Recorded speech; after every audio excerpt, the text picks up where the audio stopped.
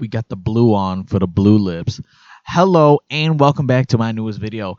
And we're going to be reviewing, if you read the title, Blue Lips from ScHoolboy Q.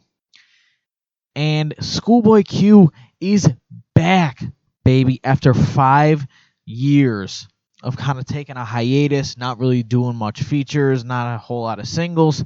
He is back to continue the return of TDE that was started almost 2 years ago. Well, a little bit over a year, actually, by SZA. Hopefully this is going to be the return of the throne, basically, because these two albums releasing is a fantastic way to bring back the TDE reign that was present in the early 2010s. This album is long awaited. Obviously, 5 years of not releasing anything. You know, people were getting anxious. People really wanted something from Q, and he hadn't done a whole lot of features, really. He did a couple with, like, Griselda, and that was kind of it, because the TDE camp hasn't released anything, really. So that's mostly what he was featured on. So he's been pretty absent, and he really hasn't been in the limelight at all. But we're back with this, with Blue Lips, and we're it is 18 tracks at 56 minutes. And, you know, usually I'm not a fan of projects being this long, but especially when you've been gone 4 or 5 plus years, similar to Kendrick when he did that with Mr. Morale, and SZA with SOS. When you're gone for that long, it's much more understandable, and especially when you are an artist who really puts that care into your craft. This project is massively worthwhile and features tons of great content matter, but also with fantastic production. Starting off, this is the first album where we don't get a traditional banger to start off the project with. Funny Guy is kind of a lull into the album. It's much more slow, but we do shortly change after that with Pop, which is one of his most grimy and hardest beats to date. Even, you know, looking back at some of the crazy stuff that was on, like, Blank Face. He pairs up with Rico Nasty, which I don't believe they've collaborated before. I don't know her music really all too well, so I don't think they have, but yeah, this collaboration is super amazing, and they both do a fantastic job. Rico Nasty matches his energy perfectly, and the only thing I would say is I really wish we could have gotten more Rico Nasty on this, because her verse cuts short at the end, and it's just very abrupt, and I was like, oh, I would have thought we were going to get more of her, especially because she sounds like she's literally right in the middle. We only get like 4 full bars from her. But yeah, Pop is what would typically be like one of ScHoolboy Q's intros. It is super hard hitting, and it is just a great banger to introduce the album into. But next up we have Thank God For Me, which is no doubt I feel like a slight reference to the YSL court case, with Q talking about, like, people being betrayed, and, you know, people going against who they say that they would, like, ride or die for. I feel like it's just, even though, well, I mean, now the actual court case is going on, and, like, they're in trial now, but, like, it's been going on for, like, a year or two. This has to be, like, a reference to that, and Q just basically saying, you know, my people wouldn't do that for me, and, you know, like, oh, no one would betray me, my people are loyal, but, you know, it's like, really? I mean, that's, like, I feel like probably what Young Thug thought, but then when you get into the scenario of people actually being arrested and being threatened with going to jail, you know, we'll see. People switch up, which I guess I get, you know, not gonna lie. I don't want to go to jail. But you do have a really good beat on this song with, it almost sounds like a slight sample of the Saw theme song, not the typical one, but like the one that's like, I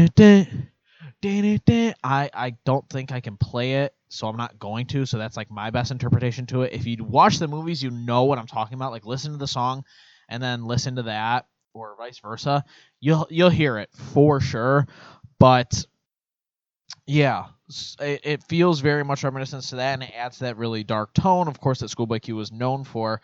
But we do have a bit of a slowed down, sort of chopped and screwed section in the second half, and I do like the transition, and I think that both halves of the songs are really nice. But I do, again, I think I mentioned this in maybe it was my last review. Well, no, because my last review was Astroworld by the time this is out. But I forget what I reviewed last that I said. I'm like, beat switches are kind of taking over, and it's like the new thing for like if you have an incomplete song. Now this song doesn't feel incomplete, but I think that the first production style could have stayed a little bit longer for the song, especially because it's not like it's the longest song in the world, and it needed to change up because it wasn't interesting.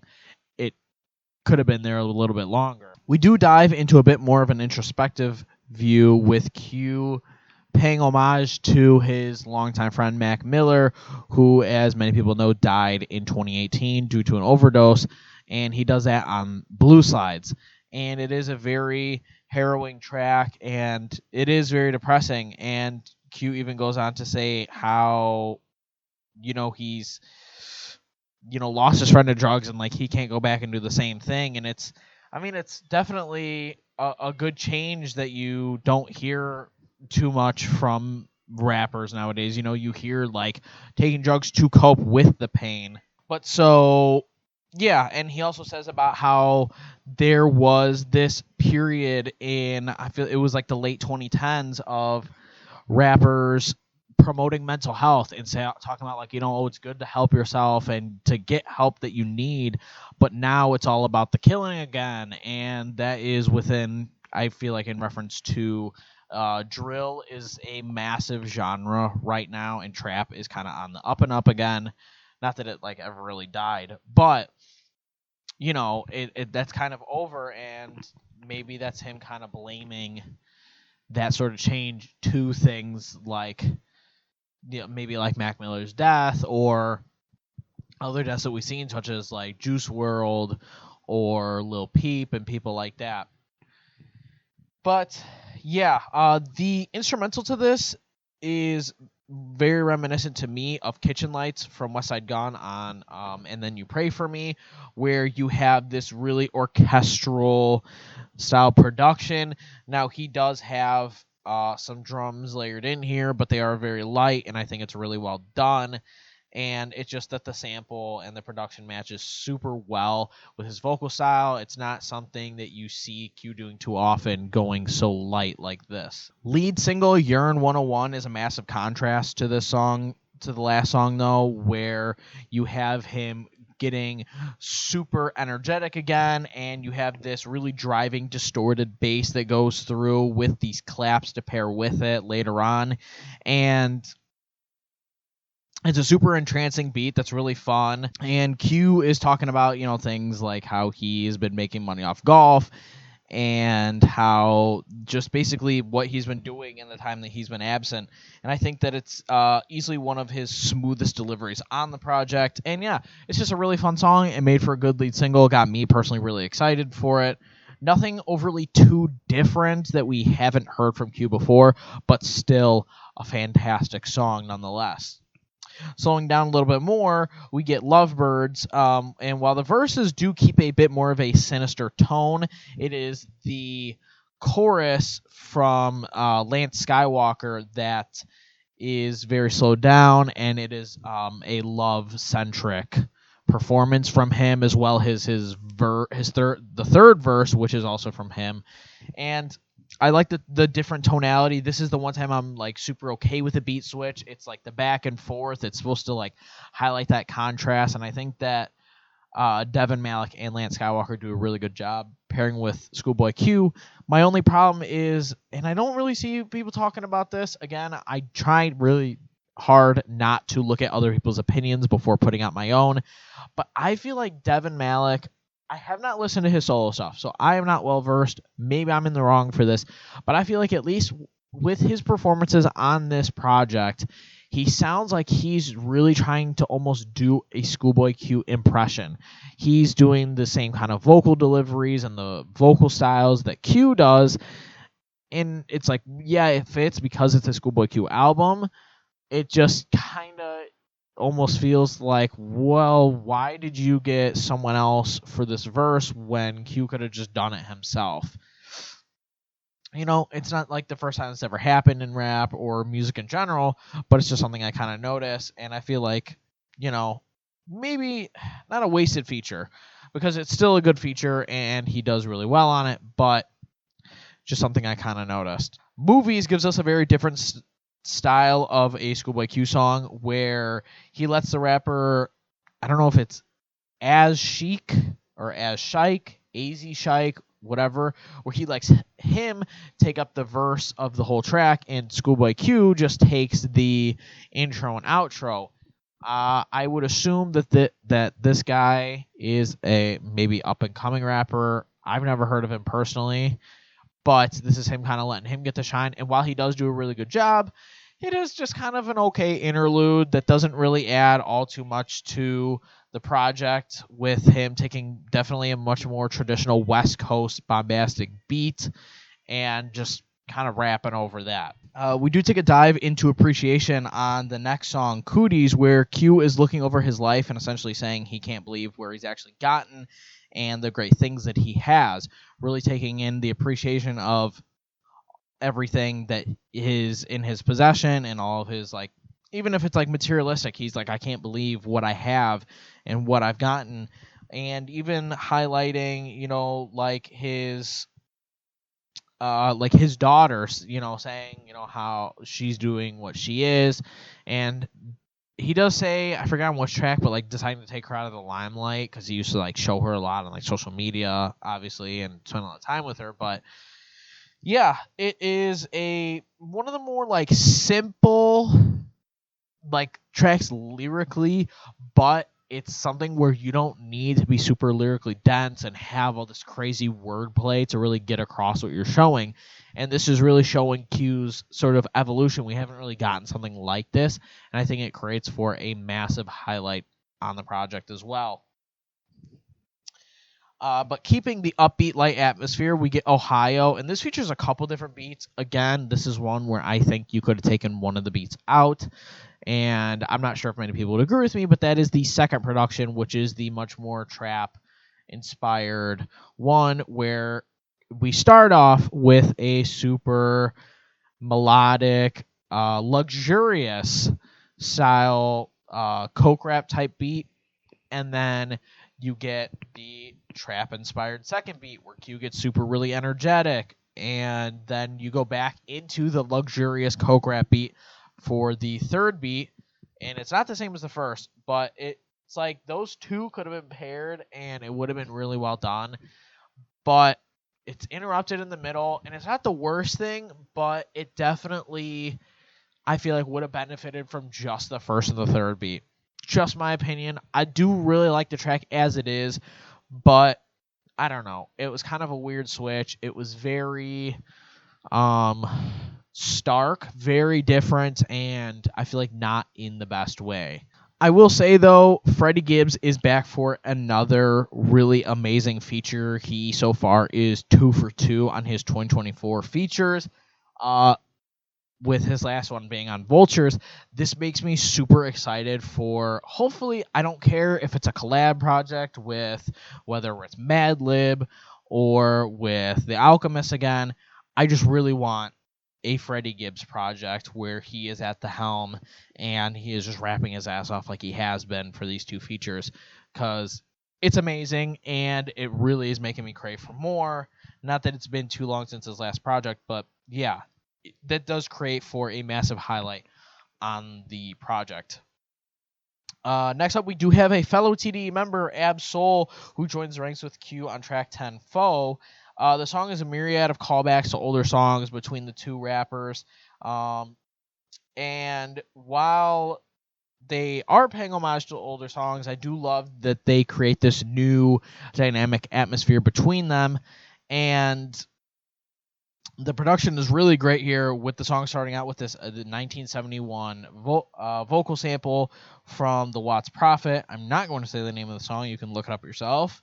Before we get this really easygoing production with a light wavy guitar, but then we do get this like manic, super fast drum pattern that makes it feel very urgent and makes the song feel like it is like very intense and like you have to be listening to what's going on. It is important, and personally, it is one of my favorite tracks from the project. The whole project is amazing, but this is just it is very different, and it's a big standout for me. Track 11, First, is a bit of a break from the introspection, and with a hype song with Cardo and Devin Malik returning at the production, you get a cold and super fast-paced beat, and it's one thing Q knows how to dominate. And he knows how to get people hyped with his music. He really does. But it doesn't last too long because, once again, we do get a bit of a beat switch with the second verse slowing down and dropping pretty much all of the instrumentation and leaving Q to rap over kind of just like an ambient beat. Like there really is no instrumentation there. It's just kind of like this, like, I think it's a synth, like a waving synth in the background. And it's really well done. I do like it, although, again, I wish it kind of would have just kept up with one style throughout the whole way. Because, like, you think you're getting one thing on the track, and then it switches, and it's completely different. I don't know. It's good for, like, an album experience, but outside of the album, maybe you would have just preferred one. But diving into more of a psychedelic trap, we get Nunu, which took me personally really by surprise with this super trippy and very light atmosphere that reminded me a lot of Astro Thunder from Astroworld. Just reviewed that. Go watch that review. But it's a pretty simple concept of people not really believing in Q when he had nothing, but now he's, selling out shows, and he is basically saying, across this whole project, like, he is at his A game. He's been 5 years gone, but he is back, and he's still at his best. And, like, this is the thing of, like, now people believe in him. You weren't there when I was low, but, like, now that I'm on top, you're here for me. But, yeah, it's a super trippy and full of, like, lush sounds, but it makes for one of the most dynamic and interesting tracks on the whole LP, and I personally really love it. Devin Malik makes another great grand return on the second single, Back in Love, where we get him and ScHoolboy on some crazy production that reminds me of Panic from Paris, Texas on their last project. This is easily one of the most energetic tracks, with both rappers giving this menacing performance and the production that pairs really well together while giving us a really long and great verse from ScHoolboy. It was nice of him, and I really like him referencing his platinum plaques that he just got. As of right before this album released, he got 2 plaques for Num Num Juice and Floating, I believe, from Crash Talk, and then he got a couple other songs, a couple other older songs that were like 3, 4, and like 5 times platinum or something, that were like they got 3, 4, 5 times platinum, which is absolutely insane. Basically him saying, like, yo, I was gone, but, like, I'm still here. I'm still making waves. People are still listening to my stuff. Like, can't count him out of the rap game. It just massively solidifies his. Lost Times, though, has blessed us with The Alchemist coming in with a fantastic production for ScHoolboy Q to slide onto.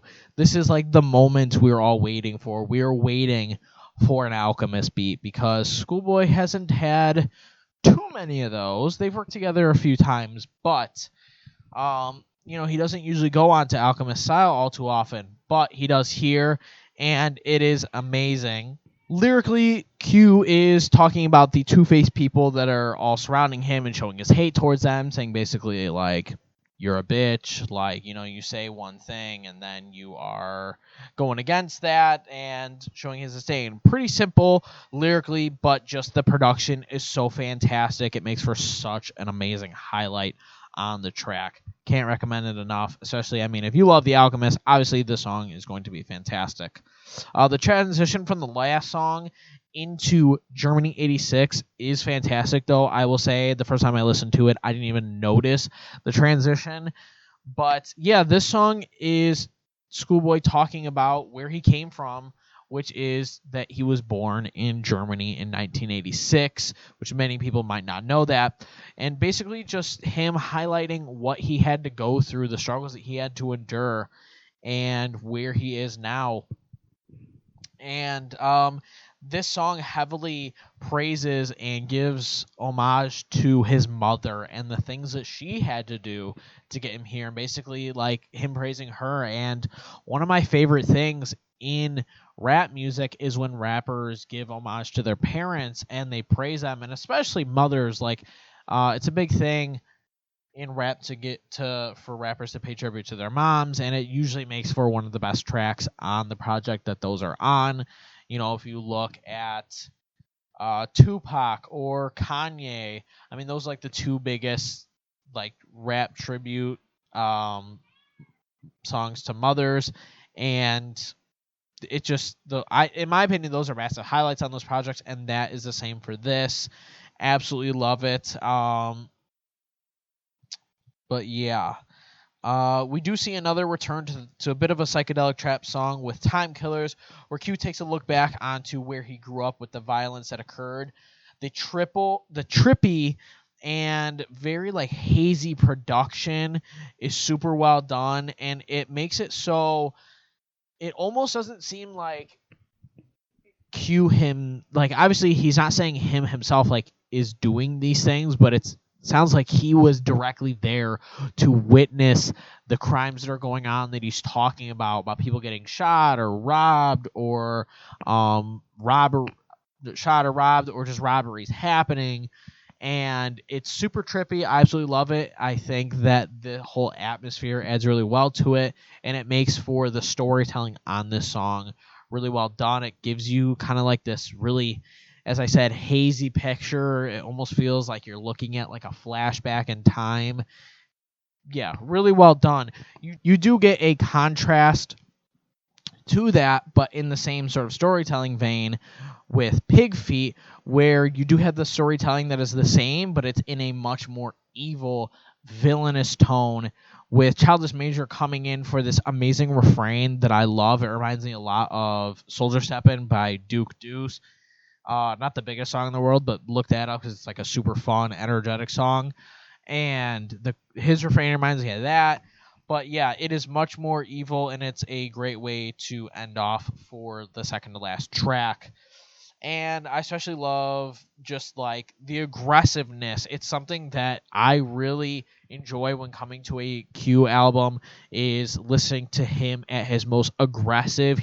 There really aren't a lot of other rappers that do that aggressive rap like he does, but he does it super well. And I'm super happy that we got to get a song like this on it. But we do end off lastly with Smile, which is a massive high note. It is, again, in my opinion, one of the best songs. Lyrically, it is really good with a simple but effective lyrics of Q saying what he's done to get where he is. And as he says, he's feeling low on shame and just saying like he did what he did and he's not ashamed of it to get here. And the production is super light. It is this whole album is filled with some pretty dark production, but this is ending on a massive high note, basically saying like we went through the hard times, but we're here now, and I'm proud of it. I got what I deserve, and like yeah, it's just a fantastic way to end off.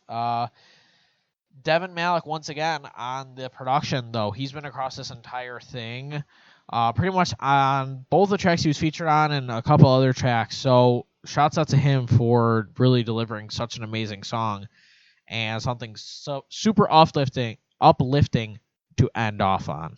Now for the highest highs section of the video. For best vocal performance, we are going to give it to Ohio, where we have ScHoolboy Q giving 3 massively different vocal styles, where, you know, he goes from melodic to super fast-paced and upbeat to a slowed down, sort of taking his time on the third production across 3 different beats. Super well done and super dynamic. Best production, we're going to give it to Lost Times. I mean, it's The Alchemist. What can I say? It's If you're not giving it to this, what are you giving it to? Ain't nothing else.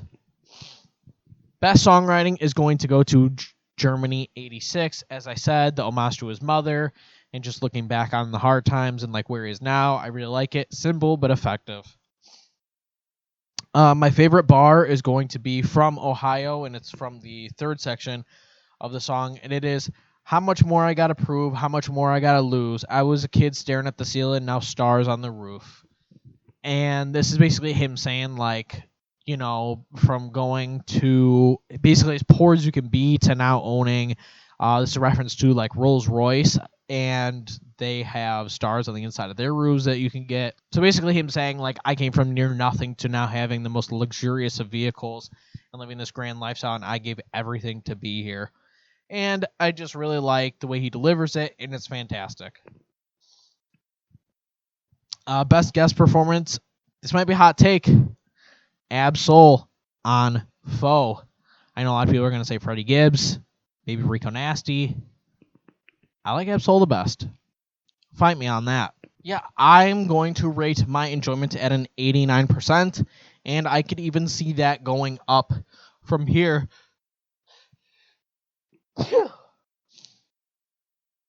Bless me. Man, my allergies are acting up. Holy shit. Anyways, I could see my enjoyment going up by the end of the year. I mean, it's still super early. Thank you. So, anyways, okay, I'm having like a sneeze attack, so I'm going to end this here. Fantastic album. It was totally worth the 5-year wait. Do I want to wait 5 years again? No. But it was amazing, and I'm super excited for what is to come next. And I didn't come up with this by myself. Never mind, maybe not. But Rough Criminal, he does the whole like 10-second reviews. He talked about before the trilogies that ScHoolboy Q does. God, I have like a sneeze that's on the verge and it won't come out. But anyways, God, this sucks. And every time I stop this recording or cut something out, it's because I'm going to like sneeze or blow my nose and nothing's happening. Anyways, his first trilogy was with the 3 black and white album covers, and then the second trilogy had the 3 masks. And then now I have a feeling that Crash Talk started a new trilogy, and it's of like primary colors, because that one was yellow, this is blue, and I have a feeling the next one's going to be red. Then what the trilogy is after that, I don't know.